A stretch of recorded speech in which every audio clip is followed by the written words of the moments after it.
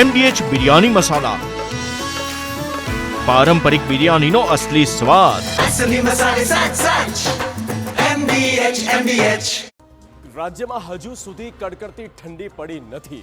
December મહિનામાં સામાન્ય રીતે હાડ થીજવતી ઠંડી પડતી હોય છે, પરંતુ આ વખતે ડિસેમ્બર મહિનો પૂરો થવા આવ્યો છતાંય હજુ સુધી સારી એવી ઠંડીનો કોઈ અહેસાસ 24 કલાક થતો નથી.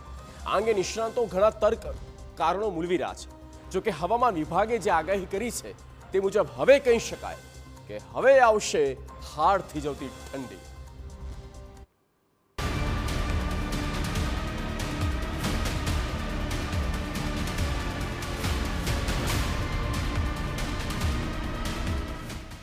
સામાન્ય ઠંડીની વચ્ચે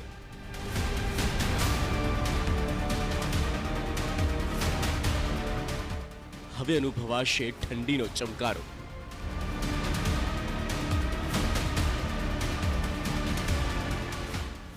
પારો ગગડવાની કરી છે આગાહી.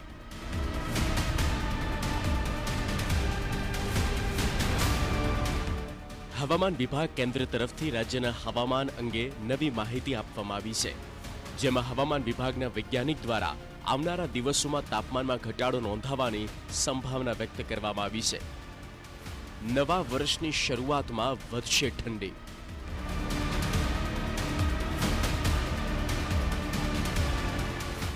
રાજ્યમાં ઠંડીને લઈને હવામાન વિભાગની આગાહી સામે આવી. નવા વર્ષની શરૂઆતમાં જોવા મળશે ઠંડીનો ચમકારો. હાલમાં ઉત્તર પૂર્વના પવન ફૂંકાયા હોવાથી ઠંડીનો અનુભવ થઈ રહ્યો છે. 5 દિવસ બાદ 2 થી 3 ડિગ્રી તાપમાન ઘટશે. પવન ફૂંકાવાના કારણે વહેલી સવારે ઠંડીનો અનુભવ થશે.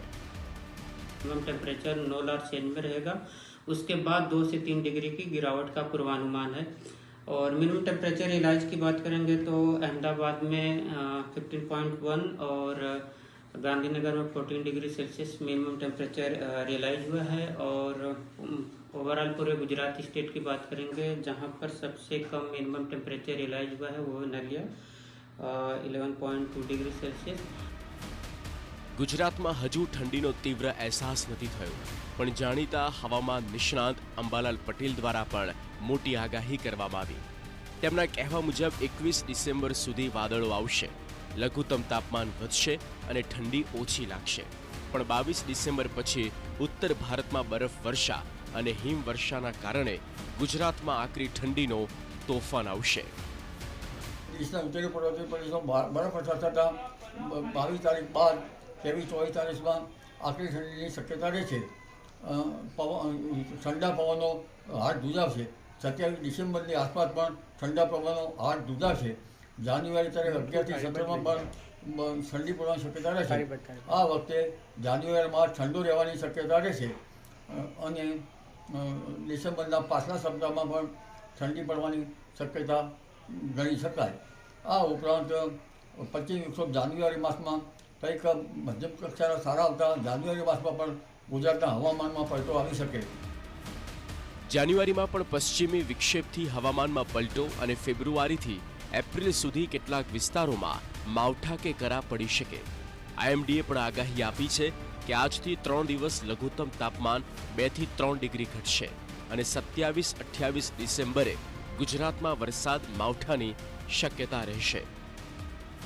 માર્ચ એપ્રિલ અને એપ્રિલ સુધીમાં એક પછી એક આવતા 25 વિક્ષેપ જાણે કે સિઝન પાછળ ગઈ હોય તેવું જણાશે અને દેશના ઉત્તરી પર્વતીય પ્રદેશોમાં ભારે હિમવર્ષા અને મેઘગર્જના સાથે લગભગ ફેબ્રુઆરી માર્ચ એપ્રિલમાં પણ ગુજરાતનું હવામાન પલટાતા ક્યાંક માવઠું થવાની શક્યતા રહેશે. જી, કુલ મળીને કહીએ તો હાલ સામાન્ય ઠંડી અનુભવાઈ રહી છે, પરંતુ આગામી દિવસોમાં પવનની દિશા અને તાપમાનમાં ઘટાડા સાથે ગુજરાતમાં કડકડતી ઠંડી પડી શકે. ખાસ તો 22 ડિસેમ્બર બાદ વધુ ઠંડી પડવાની શક્યતા છે. ત્યારે લોકો વહેલી સવાર અને રાત્રિના સમયે ખાસ કાળજી રાખે અને હવામાન વિભાગની આગાહીને ધ્યાનમાં રાખી સાવચેતી રાખે તેવી અપીલ કરવામાં આવી છે.